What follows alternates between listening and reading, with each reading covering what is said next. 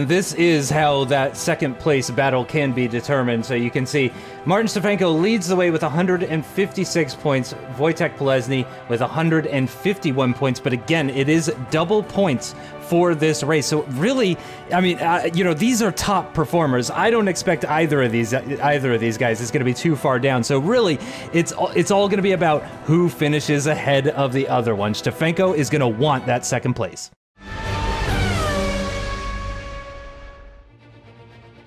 Here is Suzuka, 5.8 kilometers, 18 turns of very tire torturing track, an amazing circuit, and very warm and clear sunshine once again. Of course, and driver of the day was our champion, Michael Schmidl, in his unbelievable performance at Silverstone.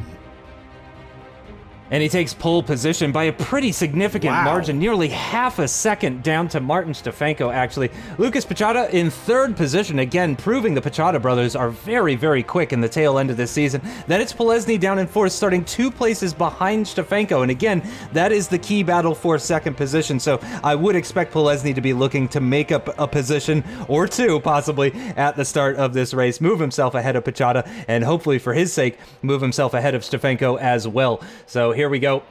From Suzuka for the final time in 2019, it's the Mercedes-Benz Virtual GP Championship. Michael Schmidl has already been crowned. He's already the winner of this season, but it's all about Stefanko and Polesny in the battle for second place as the lights are on and the lights are out and we're away and racing. It looks like a good start for Schmidl, but Pichota, it seems, is pulling alongside Stefanko. Stefanko will have the inside line, though, for turn 1 and does manage that position, but Polesny sneaks up the inside at turn 2, moves himself up into third position right at the start of this race, and that is exactly the start that he was hoping for, Chris. What a cracker from the Acer car. He means business, doesn't he? That was an excellent start, nice and clean, using all available millimeters that are available to him, but so close to horrible contact. That's the last thing Stefanko needs, is that bright green livery that you and I have loved all season long. He did not want that in his mirrors. There goes Schmidl once again running off into the distance. Oh, look at this lovely, great big scrap coming out of the deck and it's heading towards the hairpin. As Kovacic in the Logitech car trying to do something against those around him. There's Seeker in the RPS car trying to keep, that's Frabish. Niavaska, they were so close together in qualifying. Yeah, not even a tenth of a second separating 3 cars at that point. Whoa, Seeker is deep, but he's managed to keep it on the road. Well defended in the RPS car. Brilliant effort from Jan Sikora. That's going to create a pretty sizable gap to Blazek up ahead. Oh, and Thomas Prohaska in the Spurt car has had a bit of a spin. That's at the exit of Spoon. That's going to lose him loads of time. He is down, I believe, into last position, but we'll have that confirmed shortly here. But Jan Frabish going on the attack. He really wants to try and grab that position if he possibly can. Coming to the end of the first lap to start the second lap now, and Polesny still has Stefanko just about within arm's length, but it seems that Stefanko is pulling away ever so slightly. Very, very marginal amounts between the two of them.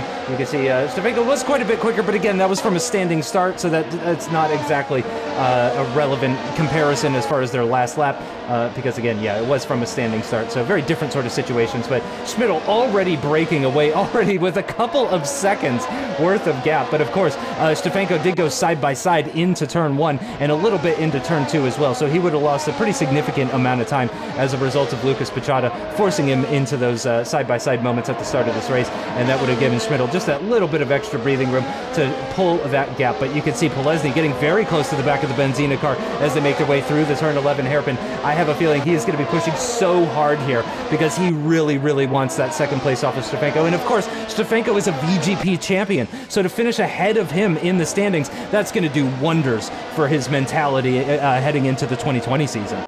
Polesny has really been on form, particularly in the latter half of the season. Stefanko has struggled somewhat in these last few rounds, but he's exactly where he needs to be to hold on to that second spot. Polesny giving it everything he's got.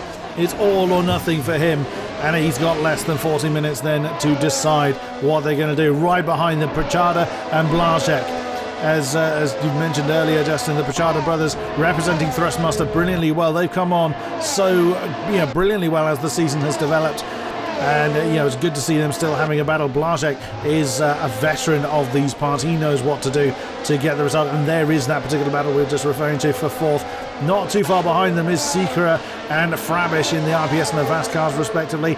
And Kazanik and Bushek isn't off that far off the back of them either, but Prohaska miles off the back of the field with that spin that we saw earlier on. However, stranger things have happened, and seeing the VTB2 guys have various issues here in their race is you can't decide. You can't automatically assume that Prohaska's in for a long day. We'll see. I mean, he's made it much more difficult for himself as Blasek gets a little deep into the hairpin, but nothing too bad. There's still pit stops to do. I mean, we had someone hit the wall in the pits yesterday in the VTB2, so literally anything is possible. Yeah, also the top 7 all in the soft compound tires, the bottom 4 currently running the medium compounds. And I mean, just look at Kazanik, for example. He's pretty close to the back of Frabish, and he's on 1 step harder compound tires. So yeah, he could find himself moving himself up, close to 5th position, I would say, towards the end of the race. Again, it does depend how the other cars around him go. Blazek down in 5th position in the very different sort of situation of actually having to go on the offensive and looking to make an overtake rather than defending. He's got Pachada, who started from 3rd position just ahead of him, and he's actually going defensive down towards turn 1. Is Pachada in that Thrustmaster car? Oops. That's going to allow Blazek to close right up to the back of him. Again, just showing how twitchy these cars are. They are right on the edge, especially as they come out of turn 2 there as well. You can see a bit of the back end just trying to step out on Blazek's Legion car. But he is keeping up to the back of the Thrustmaster car fairly well, holding that slightly tighter line through the right-hander there, trying to just keep himself out of the dirty air as much as possible, picking up that understeer as they climb the hill and go through the Dunlop curb down towards the first of the 2 Degners, where the cars are just so aggressive over the curbing at the inside of that first Degner. Just so much force being put through the suspension and the tires and all of that kind of stuff. But you can see just in the background there, that's Sikora in the RPS car. He's just about keeping within touch of this battle for 4th position at the moment. He's losing some time comparatively to those 2 guys. Oh, as Frabish and Kazanik are getting very close to one another. I wonder if Kazanik feels like he's the quicker driver at the moment and is just really desperate to try and get by Jan Frabish. Oh, there we go, side by side into Spoon Curve, up the inside for Kazanik in the Logitech car. He does indeed move himself ahead of Jan Frabish and up into 7th position. He's looking like the strongest of the medium runners so far.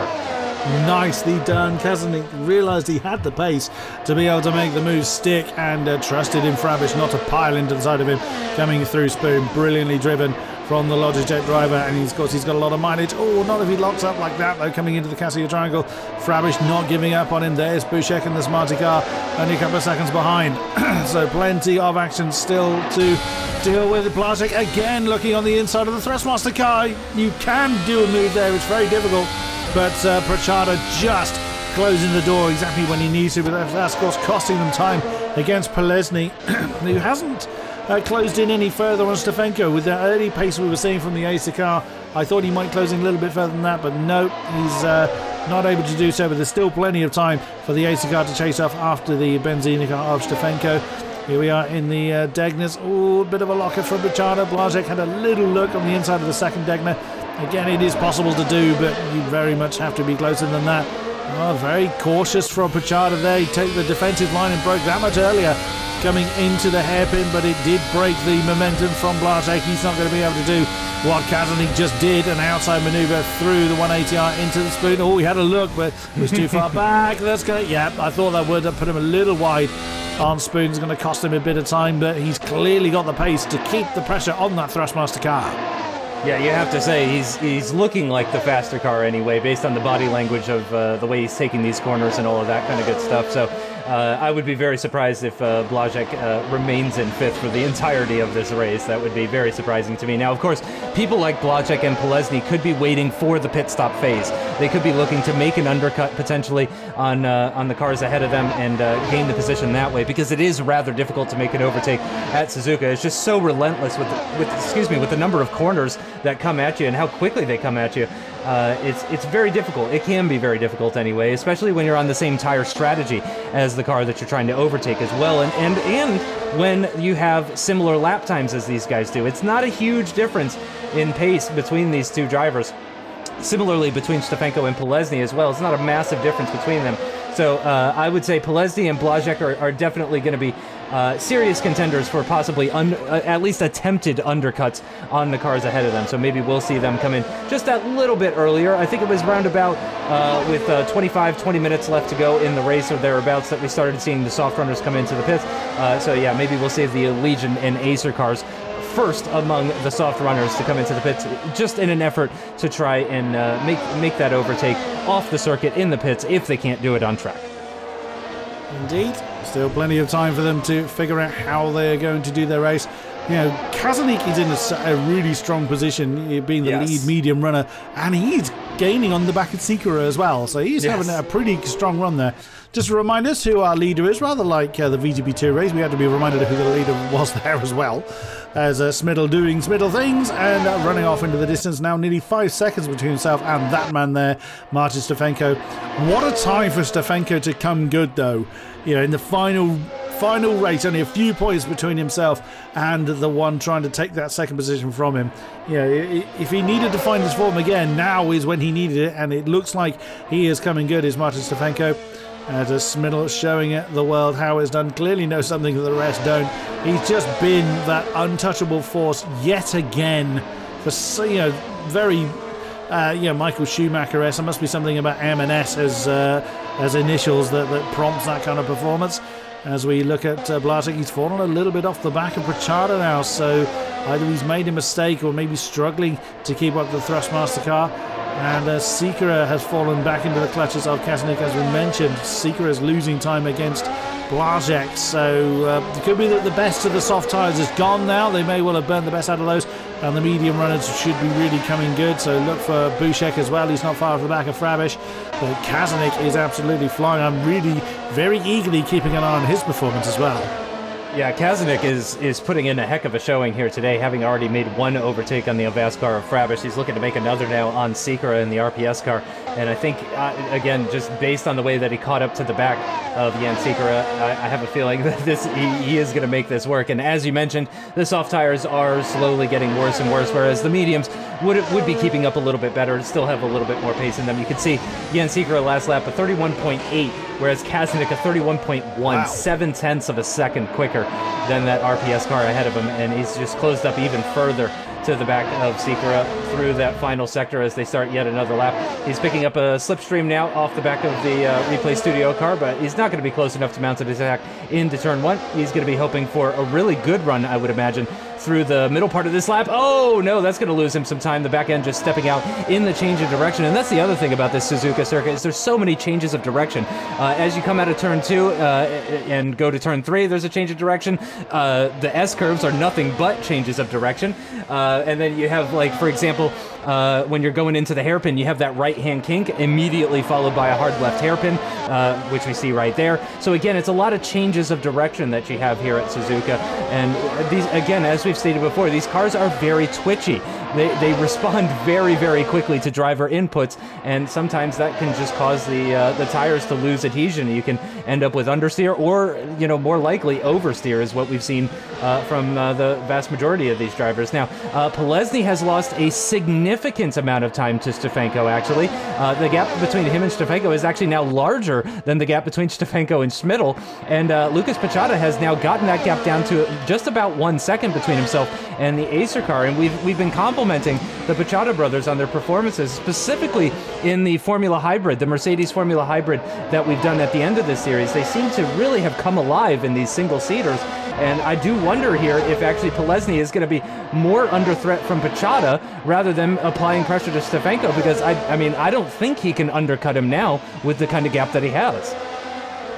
Unless it all falls apart for Stefanko, or unless we find him backwards in the dirt or something. Now I've said it, expect that within the next 2 laps. We will see, but yeah, I think it's going to take a mistake from Stefanko, to be quite honest. I think Polesny's made a mistake somewhere to drop him that far back off of Stefanko, but then look at the pace difference. And again, look at the lap times that we're seeing at the bottom of the screen there. 31.5 for Pachada, 32.2 for Polesny, and now 7/10 gap again. You know, the same kind of gap that Kazanik is closing in on Sikora. So that early pace we saw from Polesny that gave him that amazing start has completely vanished. So maybe he's just burnt the tyres up too much. The VGP2 guys were really struggling with keeping the tyre temperatures under control. I mean, think of Pavel Rigel when had such a strong, promising start, and then it all just completely unraveled, culminating in him ending up nose first into the wall after the hairpin towards the end of the race. This does look like Pritchard is shaping up for a move. Is he gonna try and dive on the inside of the Cassia Triangle? He's coming through 130R, and that's now the Ace Car managed just about to brake late enough to prevent the move, but this is coming, and it doesn't look like Polesny has got anywhere near an answer to the pace of Pritchard. I don't think so, yeah. And also, I noticed that Pritchard had broken away from Blazek, so you're right. I think Polesny has made a mistake at some point just because of the way the gap grew between himself and Stefanko. But also, I think Lucas Pachada is just driving extremely well. A 31.5 last lap, and again, he's extending the gap to Blazek behind. And we know how quick Blazek is. Look at the way he's taking these S-curves, just closing right up to the back of the Acer car, holding that very tight line through the Dunlop curve, keeping himself out of that dirty air as much as he possibly can, sticking to the back of that Acer car, and trying to set himself up for a potential overtake, possibly into Spoon. Never mind, possibly into the second Degner, as he forces a mistake from Polesny, moves himself up into a podium position. I cannot sing the praises of these Pachada brothers any more than I already have this weekend. They have been absolutely stellar at Suzuka. Yeah, they have been. They have represented Thrustmaster brilliantly well, and absolutely fair play to them. They've benefited from the misadventures of others, but they have made their name, and long may they continue in success in sim racing, because they have really done brilliantly well. So the future looks bright for the Pachada brothers. Look at the gap already, is over a second between Pachada and Polesny. So they're both in the same compound of tyres. I think just Polesny's pushed too hard too soon and hasn't been able to recover the performance from those tyres. There is Martin Stefanko to remind you who is actually in second position. Wow, Schmidl actually lost 0.8 of a second. Wow. You never see that very often, as Polesny, Blazek, Sikora and Frabish all come in. So the tail end of the soft starters have come in. Expect the top three within the next couple of laps, I'd have thought. Although they seem to be doing okay. I wonder if Schmidl is beginning to feel the effects of dead tyres. Stefanko seems to be doing okay with them so far, judging by those lap times. Well, there is the top two MSs. They once again looking to draw battle. You never see Schmidl lose that much time in a single. Oh, big lockup again. Well, has he overcooked those tyres? If someone like Schmidl can boil these tyres to that degree, that just goes to show you how easy it is to do if the multiple champion can do it. Well, the way Michael Schmidl drives, I'm actually surprised that his tires just aren't on fire constantly over the course of the lap. The way he extracts time out of this car and out of any car he drives, let's be completely honest. I mean, it truly is something else. So, now this is very tasty, actually. Right after the pit stop phase. Oh, no, that's a big mistake for Polesny. He's going to pick up a big penalty from that one, I have a feeling. And he is waiting for Kostulik to come back through, but it looks like Kostulik is struggling to get going the right direction, and I have a feeling that is going to be the end of the battle for second position in the championship. Meanwhile, Michael Schmidl has pulled off into the pits for the Predator team, and he's going to get rid of those soft compound tires. And I think, I was going to say, I think that's Stefanko continuing on for yet another lap. So this is what, I don't know if you remember this, Chris. I know we sometimes talk about our horrible memory, but I have said so many times in the past that all I want from Martin Stefanko is for him to do something different with the strategy compared to Schmidl, and he's done exactly that as Kostulik and Prohaska go side by side. Of course, Kostulik just being the victim of that incident between himself and Polesny. Prohaska is going to make his way through. I assume that's what just happened. We kind of came to that right as Prohaska was making his way through. So I think he's made that overtake. Kostulik, I assume, is going to be the quicker driver, and he is going to come straight back at him on the start-finish straight with the inside line into turn one. The Forza car moving himself back ahead of the Spurt car. So nicely done from Martin Kostulik. Again, one of the most improved drivers in VGP history. Is something I actually touched on in the VGP2 race, but worth mentioning, I think, as well in the VGP1 race as well, just to see the way Kostulik has improved. Not really a great race for him today, but he is one of those drivers that started on the medium compound tires, so maybe it's just not working out for him. Maybe his race will come alive once he goes onto the softs. But here we go. Martin Stefanko stayed out for one extra lap compared to Michael Schmidl, and I am hoping beyond hope that is going to make all the difference in the battle for the lead of this race. Now, it's not going to matter in the championship, so it's not quite the same sort of scenario that we had in 2017, for example, but I would love to see a proper Stefanko versus Schmidl battle to take us out of this fantastic 2019 season. It'd be a great way to sign off 2019, wouldn't it? Indeed, yeah, indeed. The old adversaries, the veterans crossing swords for the final time. We will see when Stefanko comes out with his fresh medium tyres on. And there is Schmidl. He's retaken the lead, so it's not going to happen just yet, but let's hope that the difference in strategy brings these two closer together. And there they are. So that's going to be, what is that, about 4 seconds between them. So Schmidl has gained a bit, or reopened that gap a little bit more than when they came in. Kazanik leads the way at the moment, but expect him in the pits in about, I hazard a guess, around 5 laps or so time, having started on those medium tyres. Oh, that's Blazek, the sideways. Wow. That's a rare mistake from Blazek. Yeah, isn't it just? I was going on to say, he overcooked that on the exit of turn 2 somewhere. There is Polesny and Sikora now battling for 7th. That's the last thing that the Acer car wanted to do. He, of course, still he was in for a shot for that 2nd position, as mentioned. That's just, today it's just been one of those races, and every sim racer has them, every real life driver has them, where everything that can go wrong does. You know, he's had that unfortunate impact with Kostelik. He's just made a few mistakes that we wouldn't normally see. The pace just vanished from him. What a shame for Polesny, who's been so strong in the latter half to really bring him to contention. He's still looking at a decent championship position finish, and hopefully that will reflect well with him should he return for next season. But at the moment, there's still fighting to do with 22 minutes still on the clock. And we certainly hope to see all of the drivers back for the next season. You know, I get really excited to see how people are going to improve.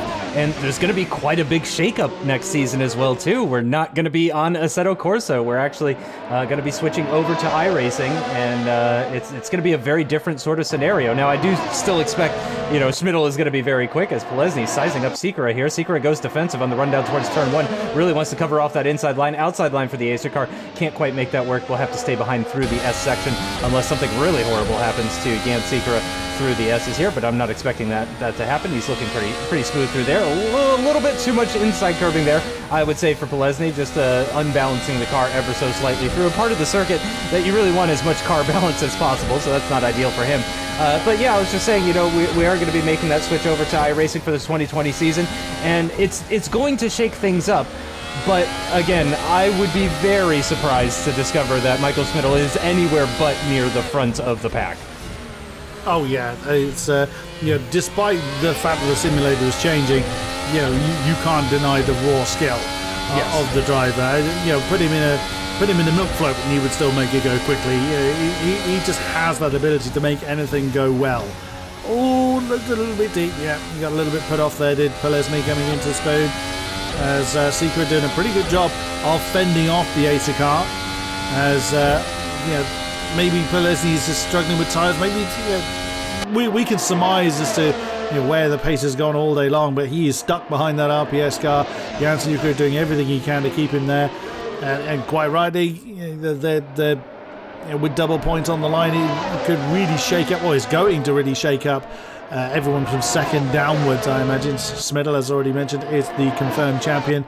So it's going to be a real hard job for Polesny to maintain probably 3rd. Again, the double points is really going to shake up this bottom half of the rest of the field, I should say, rest of the championship. So every point, every position is worth fighting for. Exactly right. It's worth twice as much points as it would be normally. Oh, look at Pachada onto the back of Bushek. Again, Bushek, one of those guys that started on the medium tires. So Pachada is going to have much fresher mediums. He makes good use of those medium compound tires as well, and gets him at the exit of the 2nd Degner on the run down towards the hairpin, and moves himself up into 5th position. But that is a net. He moves himself up to 4th position, but that is a net 3rd position due to Kazanik needing to come into the pits again. Oh, a great exit from the hairpin. Polesny has been mega through the hairpin. He's unfortunately been too fast through the hairpin. That's how he ended up bumping into the back of Kostelik. But he's just been so good through that low-speed turn 11 hairpin, and he's going to be very close to the back. He didn't quite get the move done. Very close to the back of the RPS car as they make their way out of Spoon now, and on the run down towards 130R. I would be very surprised if he's going to attempt to move into 130R. It's very difficult for these guys to go side by side. RPS car goes a little bit wide, though. Possible opportunity for Polesny. He'll have the outside line as they get into the braking zone for the Casio Triangle. He is going to stick it to the outside. That'll give him the inside line for the next left-handed part of it. He'll be to the outside through the final quarter. They're still side by side with one another. Polesny can't quite pull ahead of the RPS car. It's very marginal between the two of them, but actually Sikora coming back at him, and he's going to have the inside line for turn 1. Polesny tries it around the outside. Will Sikora go deep? No. Polesny goes a little bit deep, and Sikora maintains the position. What a battle that was. You want a never say die attitude personified. That's what you have just seen. Jan Sikora could have easily given up on that when the Acer car was ahead, and he just hung on to it, knew where he was stronger, and executed that brilliantly well to retain that 6th position. Stefanko a little bit stuck now behind Kazanik in the Logitech car. That's cost him a big chunk of time between himself and Smiddle. So at the moment, it's not looking like we'll see the clash of the Titans. Oh wow! Polesny on the outside of the hairpin. Oh my goodness! What a move! He's so fast through there. Yeah, that's he must be running a bit higher downforce. Oh, here comes Jan Sikora for the inside of Spoon. What a great move from the RPS car to make that one stick, and Stefanko does get that inside line on Kazanik. That one at least has been coming. Kazanik's tyres are pretty worn out, I would imagine, by now. Kazanik not able to have that momentum, but the RPS car still in. Oh, jumps out of the last second at 130R. I mean, they're doing over 300 kph when they get there. The Acer car does manage to hold on to the lead of that particular battle between the two as they come through Casio Triangle, now down towards the first turn. This was where Sikora came back alive at. Polesny last time around is going to be too far back unless he surprises the Acer car in the same way he's just been shocked. No, that's too deep into turn 1. It's going to lose him momentum at turn 2. What a great fight between the two. Incredible stuff. Absolutely fantastic. I really, really enjoyed that one. That was, really clean but hard and fair racing from the pair of them. Absolutely enjoyed that. That's what we come out to see. We like seeing people come from behind and do all sorts of but it's all about the side by side. That's what we want to see. That's what the fans enjoy, and that was about as good as it gets. Now meanwhile, Jan Frabish not that far behind. Neither is Blazek as well, so this actually could get even tighter. I have to say, I was surprised to see Kazanik stay out yet again. Bushek has been into the pits. Kostulik has been into the pits. Prohaska has been into the pits for his soft tires, but Kazanik still has not gone into the pits for his soft. So he's looking to have even softer, fresher tires compared to the cars around him when he does finally come in. He's going to come out, I want to say, around about the top 7. He's going to be well ahead of Bushek in the Smarty car, that much is for sure. But we'll have to see exactly where he's going to feed out once he does finally come into the pits, which I'm assuming is going to be at the end of this lap. He's not that far up the road from these guys. I think he's actually stayed out as Blazek shoots one up the inside into the Casio Triangle on the Avast car, and he's managed to get that done. And Blazek moves himself up into 8th position. Excuse me, 7th position. I apologize for that. Moves himself up into 7th position and puts a pretty decent-sized gap between himself and that Avast car as well. So he doesn't have to worry about getting re-overtaken or having to defend the inside line on the run down towards turn 1. Already putting even more gap between the two of them. So Blazek clearly with some pretty serious pace compared to Jan Frabish. But some fantastic battling we're seeing here. I mean, that was such a long battle from that pair. I just absolutely enjoy that. Sikora and Polesny are, they're taking driver of the day for me at the moment between the two of them, because that was just epic stuff. That was brilliantly done, but unfortunately now 2 seconds is the gap between Wojtek Polesny and Jan Sikora. And there is Stefanko doing what he can, but unfortunately in vain. In 2nd position now, nearly 10 seconds behind Smiddle. And there is Kazanik.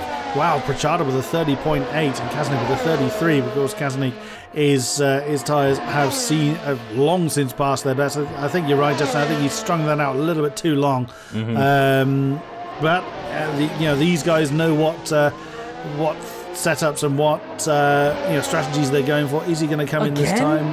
No. Too long. Maybe he's going for ultra softs at the end. Yeah, but he's going to lose such an immense amount of time. He'll never gain that back on Ultrasoft, I'd have thought. But well, I mean, he's the one behind the wheel, so yeah, we'll leave that to his discretion. So it's going to be interesting to see what strategy he comes out with. I mean, if it was a longer race, perhaps, but I can't see that he's going to gain back the time he's losing with the. I mean, look at the gap between himself and Stavenko. It was only what 3 laps ago when Stavenko got past him, and that's over 5 seconds between them now. And the Acer car of Polesny is now 3 seconds ahead of the RPS car of Secret, so that gap is growing very, very quickly as well. As we look at Pachada, he's sizing up Kazanik as well. I mean, look at the lap time difference, 30.4 for Pachada, 32.1 from Kazanik. He's losing so much time on those dead tyres. The lap previous, though, he was in the 33s, was Kazanik. So he maybe just had a mistake or something like that. He seems to have found a little bit more time on those extremely worn medium tires that are probably just crying out to be replaced at this point.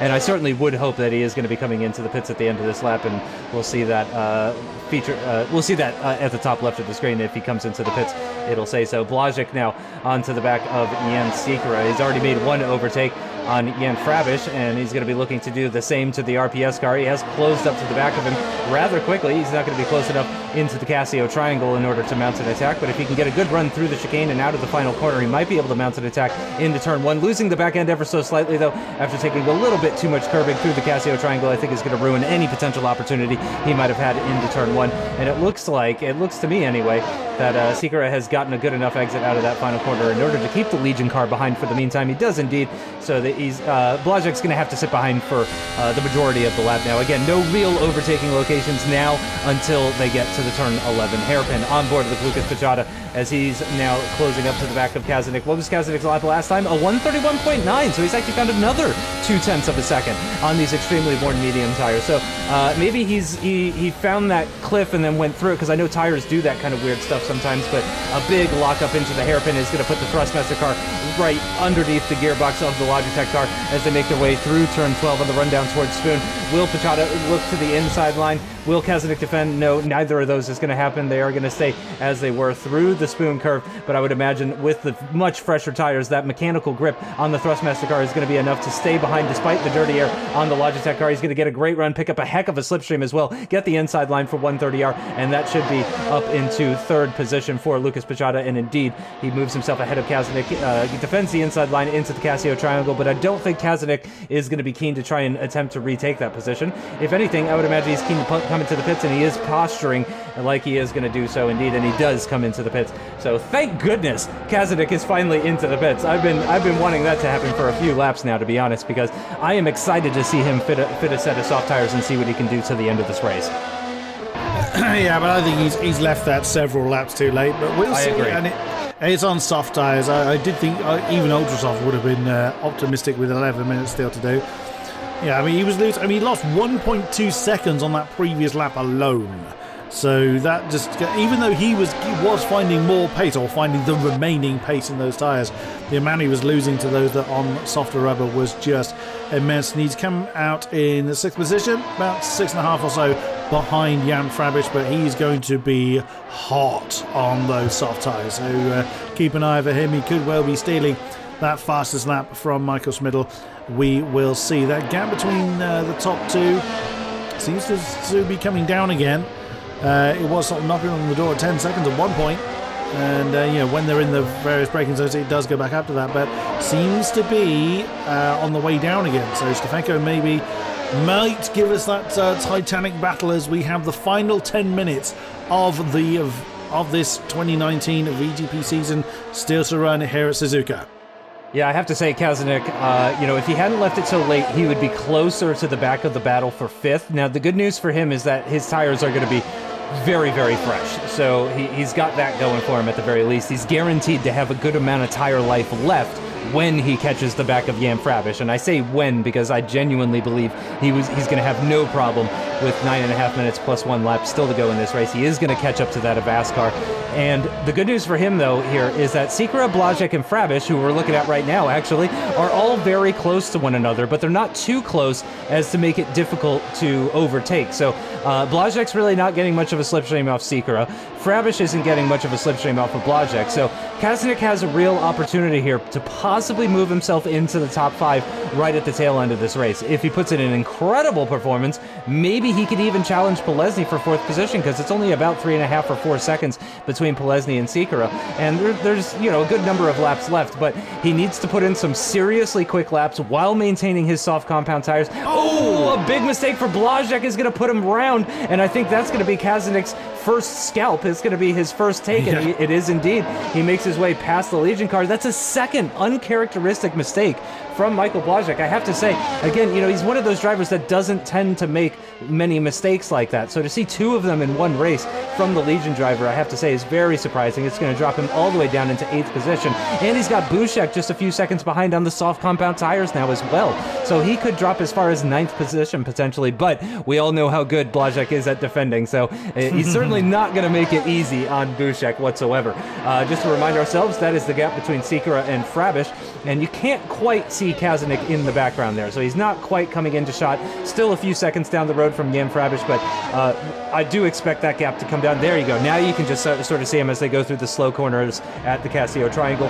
You can see him just kind of getting into shot there. So Kazanik is closing that gap down, though. Remember, it was about 5 seconds or so. He's gotten that down to about 3.5 seconds between himself and the Avast car. He's already overtaken 1 car of Michael Blazek, and Blazek was the car in between Sikora and Frabish. So now he's got even more sort of clean air to work with, and I would say Kazanik, solid contender for 5th position here. Yeah, no arguments from me on that one. I think he's certainly got the pace and the determination to make the most of the situation he's now in, and yeah, he looks like he's really homing in on the medium runners ahead of him. Frabish is doing what he can. A lock-up coming into Degner, but nothing too bad. You know, he gained, what did he gain, about half a second on Sikora last time around, but we've seen how well Sikora can fight off the challenge. I think Sikora may have kind of boiled his tyres when he was fighting Polesny. That may well have come back to him a bit. Oh, look at that lap. Oh, 29.4. How on earth was that not the fastest lap? He gained almost 2 full seconds on Jan Frabish. Now, I can't see that the tyres are going to last at that pace for you know, that long, but it may well last long enough. He'll certainly overhaul Frabish, and at that pace, he will certainly gain on Sikora. It will take a mistake from those ahead to head further up the field, but also look at the gap between Stefenko and Smidl. Hey, that's getting smaller. Yep, but is it getting smaller quick enough? Is Smidl, I wonder if Smidl's thought it's the last race, let's really spice it up a bit. Let's just bring it, let's lead him in. Ah, there it is. Gasly with a 28.9. Oh, wow. What a cracker from the Logitech car. That is a very, very quick lap time, and certainly that's a scary thing to see if you're Jan Frabish, to know that the car behind just took more than 2 seconds out of that gap on the previous lap. So I would say Kazanik is probably going to be looking to make the overtake this lap. Now, obviously, he's not going to be doing it into the Degners here, but if he can get close enough through the Degners, he could potentially mount it. Ooh, he's a bit wide, though, at the exit of the first Degner. That's going to lose him a little bit of time compared to the Avast car up ahead, and I think that might be just enough to keep the Avast car ahead for the meantime as they make their way. Oh, you got to be very careful not to touch the back of the car there and pick up a penalty, and he does manage to avoid that contact between them. He's gotten a good exit. Now that's one of the places where the soft tires will really come into play, is at the exit of that turn 10 hairpin, because you're really relying on that mechanical grip to get you going out of such a low speed corner. Similarly, when you're in dirty air as well, having such softer tires is going to help massively. He is very close, just a couple of car lengths behind Jan Frabish on the run down towards 130R. I don't think he's going to be close enough to mount an attack. Is he going to try something into the Casio Triangle? He sure is. He'll have to go to the outside, though. I imagine he can be much later on the brakes with those softer tires, but no. Fantastically defended from Jan Frabish. But let's see if the Logitech car can get a good enough exit out of the final corner. It looks like he has done. He's already within half a car length of the Avast car, which defends the inside line on the rundown towards turn 1. He'll have to go around the outside, Will Kazanik, but he's got the grip to do it if he wants to. Will Frabish run wide? No, he doesn't. Another fantastic defense from Jan Frabish. Will he be able to hold this up for the entire race? I'm not sure, but I would imagine that Jan Frabish is Sikora's best friend right now, because the more that he keeps Kazanik behind, the more likely Sikora is to hold on to that 5th place position. What an effort from Jan Frabish. I thought that was done. I catch myself saying that several times. I thought it was done, and once again, These incredible drivers for VTP. Oh, big snap of oversteer from Kazanik. You know, once again being proved wrong, these guys showing us what's possible. But here is this battle for the lead. Stefanko took 9/10 of a second out to Smidl. A bit of a lock up into the Casio triangle. You've just heard the Predator car go out the shot.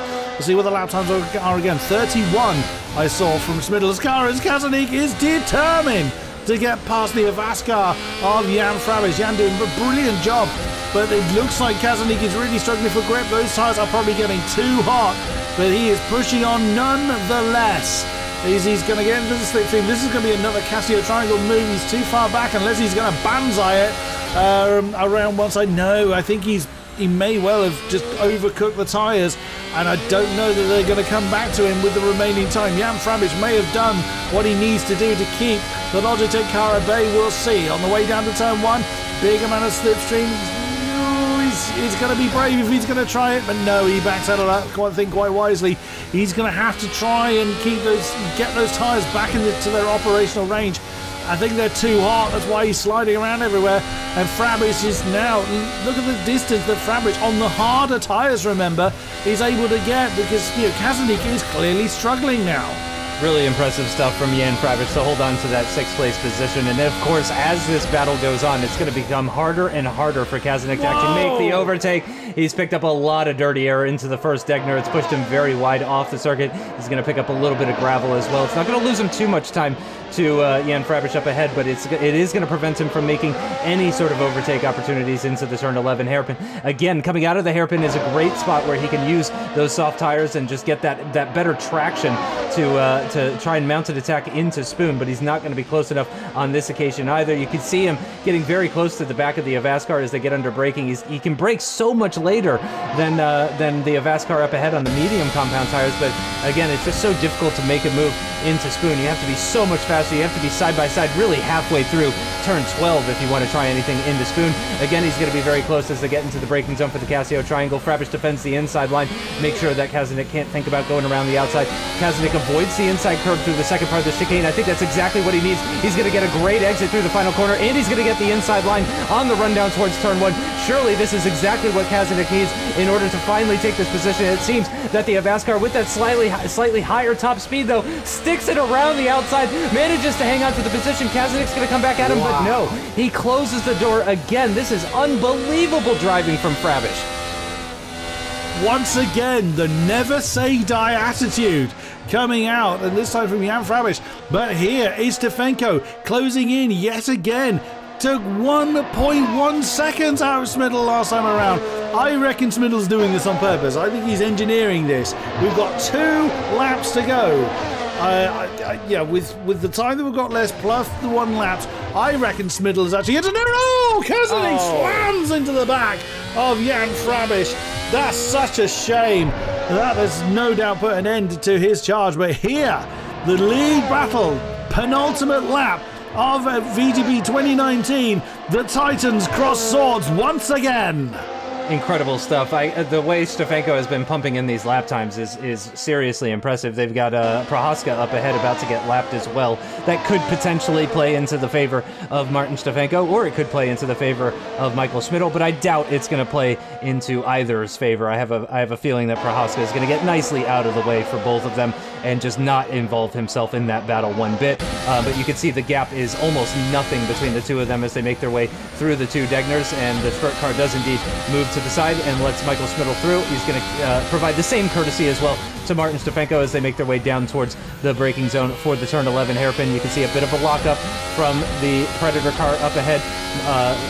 Stefanko in the Benzina car taking a much cleaner sort of entrance and exit actually through that hairpin, closing that gap down even further. It's actually less than 7/10 as they make their way through Spoon. A bit wide, you would say, for Michael Smidl, but he's not going to lose too much time to Stefanko. Now, keep in mind that Stefanko does have 1 lap fresher tires and maybe just has been taking a little bit better care of them. Both of them have been running in clean air, so you know Stefanko could hypothetically have just taken better care of his tires, and that's what's allowed him to catch up to Smidl. Or, as Chris said, it just could be a case of Smidl actually, you know, holding back wanting his old rival to get that little bit closer to him as we start the final lap of the 2019 Mercedes-Benz season. Oh, it's another moment for Kazanik, and unfortunately it is only going to be 7th position for him. There is absolutely no way he's going to close up that gap. We thought potentially 5th was on the cards for the Logitech driver, but it is going to be 7th in the end. He's still got a pretty sizable gap to Blazek in the Legion car, who has managed, by the way, to hold off Bushek in the Smarty car. So I don't think there's going to be any more changes of position. It is now all about this battle for the win. Has Smittle been holding back? Has he been waiting for Stefanko to get within range just so that they can have a little bit of a tussle right at the end? Has Stefanko taken better care of his tires? We will find out very soon. Final lap of the final race here in 2019. It all comes down to this. Smittle may have the crown, but Stefanko may still yet take the win. Oh, wow, look how defensive Smittle has gone into the hairpin. Only 8 or so corners to go before they find the checker flag. Who is going to win out on this one? Through 180R, it's only really the Casio triangle that's going to be the best opportunity for Stefanko, and Smittle will be well aware of that. Through Spoon, who's going to get the best exit? Stefanko, there's the tail getting very loose, but Stefanko may well have held on to the gap that he needs. As we come into 130R, is he going to make the move before or after then? Smittle parking in the middle, side by side of the Casio triangle. Oh my goodness me, a little bit of an impact. Stefanko has nudged into the lead. Can he do it? Oh, and he has done it. The Benzina car has taken the lead on the final corners of the final lap, side by side as they come over the line. Who actually won that one? Did Smittle actually claim the win?